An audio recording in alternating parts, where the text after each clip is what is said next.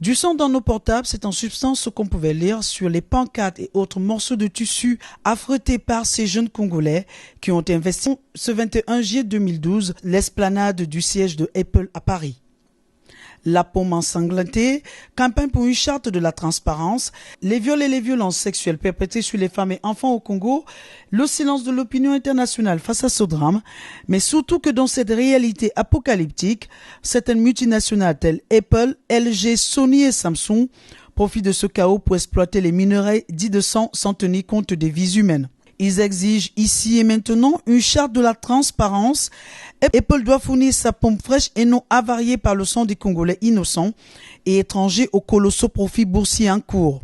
Depuis quelques mois, en effet, grâce aux mouvements associatifs engagés et des personnes de bonne volonté, une sensibilisation menée par des campagnes d'information commence à porter des fruits, à savoir la traçabilité de l'approvisionnement des minerais indispensables qui interviennent dans les composants des tablettes numériques, ainsi que les appareils cellulaires dont nous faisons usage au quotidien. À titre d'exemple, Sony et Samsung ont répondu à l'injonction du gouvernement américain de prouver la transparence de leur approvisionnement. La question débattue est d'importance car outre les conditions affreuses de l'extraction de ces minerais, le colombo-tantalite, mieux connu par coltan, il s'agit surtout d'une guerre entre factions faussement rebelles qui a déjà causé la mort de plus de 7 millions de victimes directes et indirectes.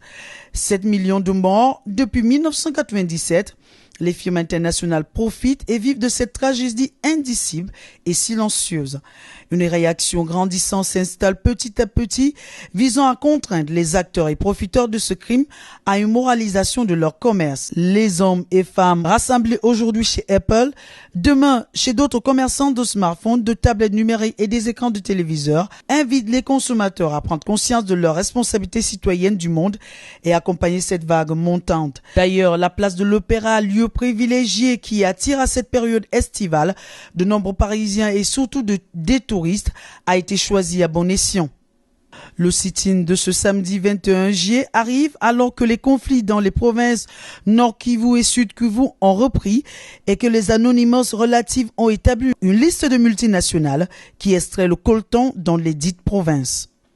Les dames congolaises de la diaspora comptent donc, comme vous l'avez entendu dans ce reportage, aller jusqu'au bout pour faire entendre leur voix, pour faire savoir au monde entier qu'il se passe des choses horribles au Congo et qu'il est question pour la diaspora congolaise de se mobiliser tout entière pour pouvoir avoir un impact véritable dans cette affaire qui se passe au Congo.